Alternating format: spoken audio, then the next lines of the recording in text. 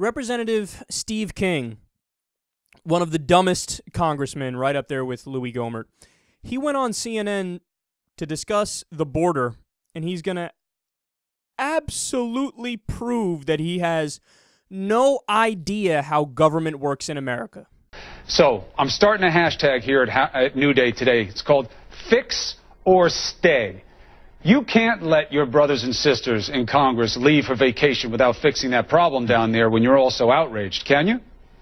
I think we should fix it. I think we should first articulate this clearly. This is a man-caused disaster. And the man that caused it is Barack Obama, with his DACA policy, with his Morton memos, and the advertisement that has been such a huge magnet that have caused these families to give their daughters birth control pills and send them down a rape path all the way through Mexico. And it's a death path on the death train, It's horrible. You've identified the problem, so fix it. And so the president is the one who can fix it, but here's what Congress can do. You can't fix. Oh, good. What can you do?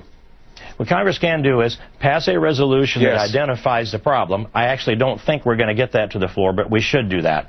And the second thing that we can do is send money to the states to call up their National Guard to secure the border. Where do I begin with that? He actually said Congress can't fix it. He said Congress can't fix it, the president has to fix it. Talking about the border. He has it exactly backwards. And these are the same guys that'll scream about how when Obama does any mild executive order, oh my God, he's a tyrant, he's a dictator, he's overstepping his bounds. We should impeach him for being a unitary executive, for acting like a king or a monarch.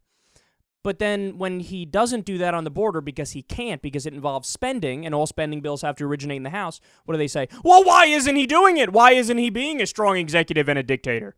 And then if Obama were to do that, they would immediately say, oh my God, he's a dictator. So Obama can't win. But look, on the issue of the border, it's not like open to debate or open to question. We know who's responsible. All spending bills, according to the Constitution, they have to originate in the House of Representatives. And of course, to deal with the border crisis, you need to do spending. So for him to say Congress can't fix it, the president has to fix it, that's exactly wrong. It's exactly backwards. Congress has to fix it.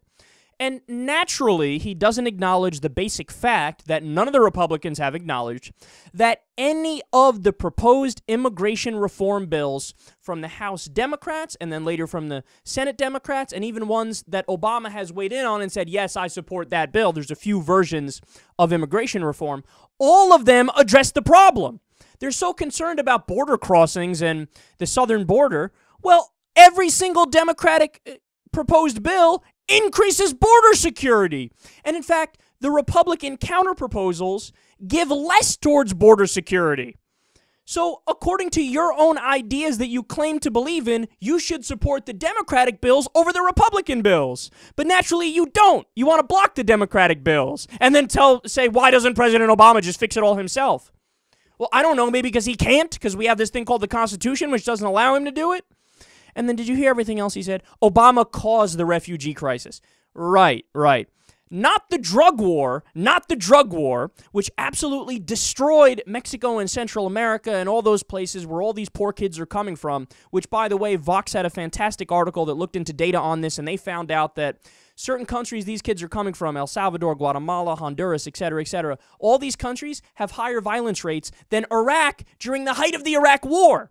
So the drug war causes the problem, and they come here to escape it, and Steve King says, well, get the fuck out and go back down there where it's more dangerous than Iraq.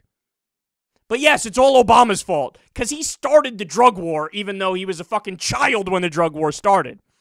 There's fucking concrete in this guy's head, man. He's beyond stupid. And then finally,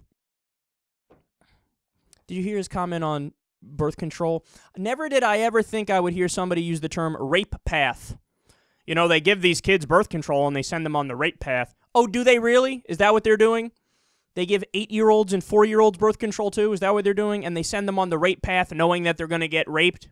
Look, it is a dangerous trip, don't get me wrong, and I'm sure rapes do occur. But the idea that he's trying to make it seem, the implication is that, oh, you know how these savages are down south when they send their kids. You know what they're doing.